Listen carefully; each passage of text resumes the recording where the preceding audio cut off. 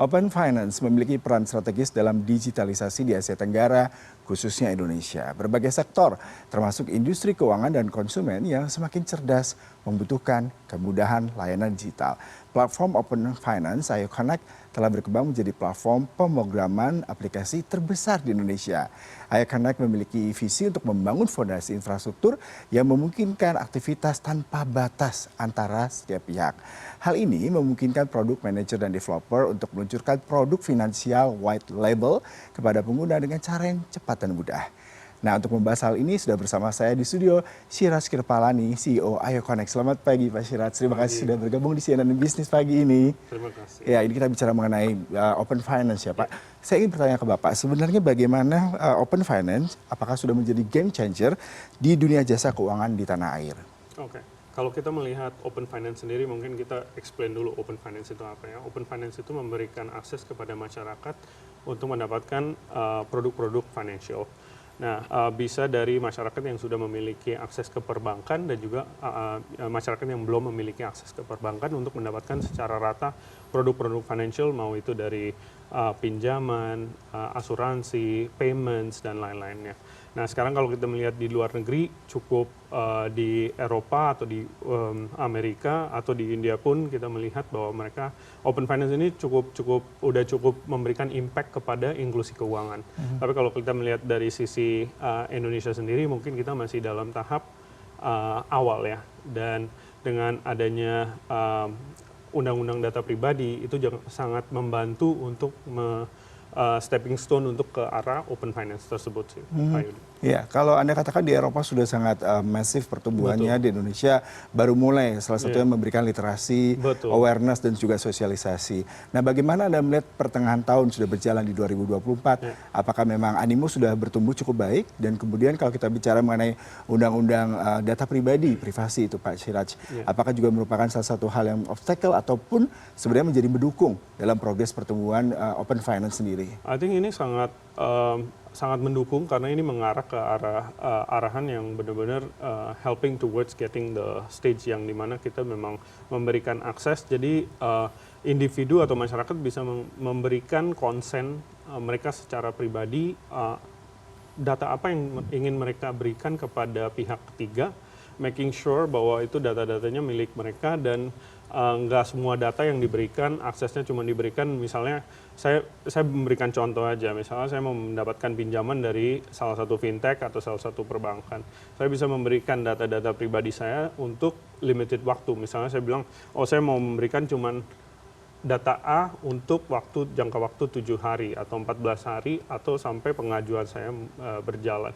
Itu semua akan menjadi control tersebut akan menjadi di dalam ranah pribadi tersebut atau masyarakat tersebut atau borrower tersebut yang sekarang ini mungkin masyarakat memberikan data secara bebas ya, mungkin even melalui WhatsApp, belum ada channel atau belum ada regulasi yang mungkin meregulate data apa yang bisa diberikan dan berapa jangka waktu untuk dipakai dan kapan expire dan sampai govern data tersebut. Nah, dengan adanya Open Finance ini sangat membantu untuk memastikan bahwa ini data-datanya dipakai untuk keperluan apa dan jangan sampai disalahgunakan oleh pihak ketiga. Itu yang memastikan dari segi Open Finance. Kalau bicara Ayo Connect sendiri berdiri sejak 2016 dan sudah banyak sekali bekerjasama dengan sejumlah perusahaan ya, perbankan maupun sektor online shop bahkan ya Pak. Yang menarik adalah di tahun 2023 Ayo Connect mengumumkan penambahan lebih dari 50 klien.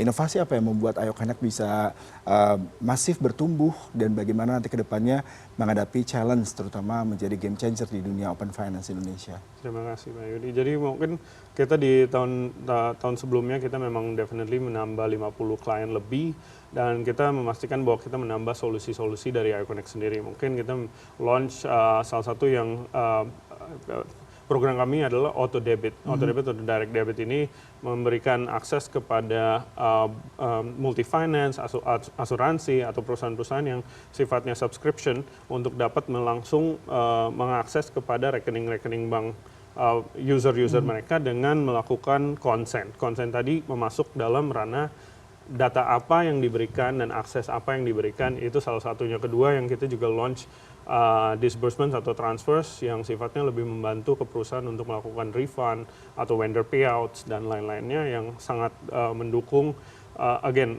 karena kita servingnya enterprises seperti multi finance, asuransi dan lain-lainnya, mereka juga melakukan disbursement, itu menjadi solusi yang sangat sangat membantu mereka. Jadi kita memang launch hal-hal tersebut. Kedua itu dari sisi internal sendiri dari Ayo Connect kita memastikan gimana caranya untuk kita bisa meng-onboard klien secara cepat ya. Mungkin sebelumnya cukup lambat untuk mendapatkan onboarding dan memastikan mereka go live-nya jauh lebih cepat, integrasinya jauh lebih cepat karena kita ngomonginnya API. Dengan adanya regulasi Snap dari Bank Indonesia sendiri juga sangat membantu karena standarisasi dari sistem keamanan dan memastikan dari standar API tersebut sangat mendukung untuk memastikan klien manapun atau yang sedang mengintegrasikan API kami bisa go live secara cepat. Dengan beberapa terobosan tadi Anda optimistik bahwasanya industri open finance di Indonesia akan terus bertumbuh. Sangat. Nah, yang menarik kalau kita bicara mengenai IMF sendiri mengatakan pertumbuhan ekonomi Indonesia 2024 5%, kemudian juga penggunaan internet di Indonesia 2023 mencapai lebih dari 70%. Lalu dengan dua variabel ini bagaimana Anda melihat sebagai perusahaan open finance dan juga Ayo Connect sendiri bisa compete nih, bisa agile dengan kondisi yang terus bertumbuh seperti ini? I think ini momentum yang sangat bagus ya, karena this is momentum yang sangat bisa mempick up masyarakat untuk mendapatkan akses kepada internet. Pertama, dengan adanya akses kepada internet, mereka bisa mengakses kepada financial products yang tadi produk-produk financial yang mungkin akan membantu mereka juga dalam kehidupan sehari-hari.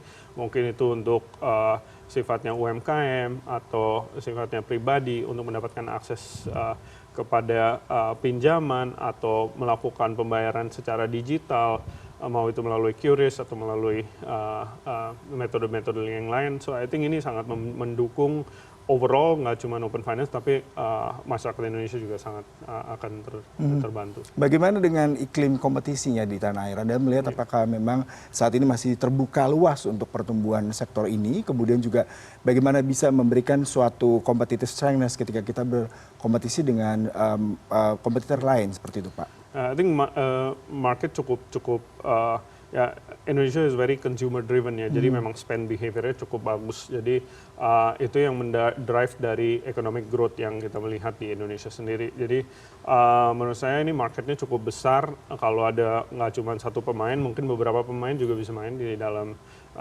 untuk serve hal tersebut. And open finance itu bukan menjadi kita sebagai Ayo Connect actually sebagai enabler. Kita kan connectivity dengan perbankan dan platform-platform untuk memberikan akses kepada mereka untuk saling bicara dari connectivity yang kita berikan tersebut. Tapi di masyarakat di market sendiri menurut saya competition there is room for growth. Jadi untuk pemain untuk main di dalam ranah open finance ini memastikan memiliki lisensi seperti Ayo Connect memiliki lisensi dari Bank Indonesia dengan PJB kategori 1 yang memberikan kami akses untuk memastikan bahwa kita memberikan produk-produk financial dan akses tersebut secara benar dan tepat kepada platform-platform tersebut. Ya, ini sebuah produk baru ya, dalam artian platform bisnis baru open finance. Betul. Yang menarik adalah bagaimana meningkatkan literasi, kemudian pemahaman masyarakat terkait dengan informasi ini sehingga tidak terjadi mungkin banyak kasus fraud, banyak kasus yang terkait dengan ekonomi digital yang baru-baru ini menjadi headline karena memang banyak sekali penipuan, penggunaan data pribadi seperti itu. Bagaimana Ayo Connect sendiri bisa menjembatani beberapa case ini yang selalu menjadi kekhawatiran para pengguna finance di Indonesia, Pak? Ya, keamanan data dan literasi ini sangat penting ya. Menurut saya masyarakat juga harus aware bahwa memberikan data secara biasanya langsung lewat chat message atau platform manapun dia orang biasanya share ya. Itu yang harus dipastikan bahwa ini memang di-share ke siapa.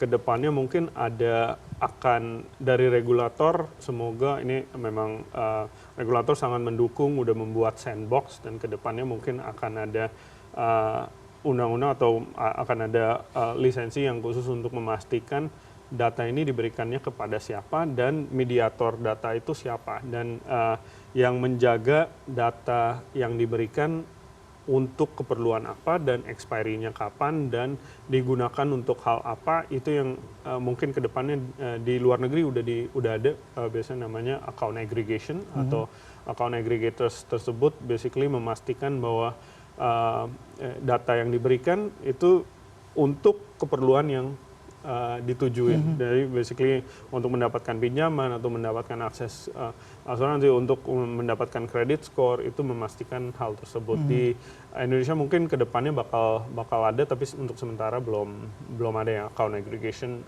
Regulator definitely Indonesia is a regulatory driven, jadi mungkin dari sisi regulator akan memastikan hal tersebut terjadi. Ya ini Pak, terakhir saya membaca tadi salah satu misi dari Ayo Connect adalah inklusi keuangan. Itu bagian dari penting. Bisa Anda ceritakan sedikit mengenai hal ini? Ya, jadi kalau gambaran besar dari Open Finance sendiri kan memastikan bahwa semua masyarakat, mau itu bankable dan unbankable, bisa mendapatkan akses kepada produk financial.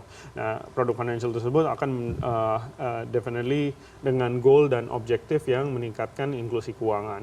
Dari sisi kami memastikan bahwa connectivity yang kita berikan atau Air Connect dengan platform-platform yang kita udah jalankan, memberikan akses tersebut adalah hal yang penting. Kita udah connect dengan 17 bank sekarang, dan mungkin tahun ini kita bakal grow ke 25 bank, dan memastikan nggak cuma bank tapi dari platform-platform yang lain yang sudah digunakan, mau itu dari uang elektronik dan e-commerce dan lain-lainnya, itu juga udah merana kepada masyarakat yang belum memiliki perbankan atau belum masuk dalam bankable population ya. Jadi memang underbank atau unbank juga udah bisa menggunakan akses ke platform-platform tersebut. Itu udah melihat inklusi keuangan sudah bisa tercapai, dan belum fully tapi mungkin mengarah ke sana sih. Yeah. Really interesting topic, tapi kita terbatas waktunya. Pak Sheila, terima kasih untuk perbincangannya tentang Open Finance hari ini.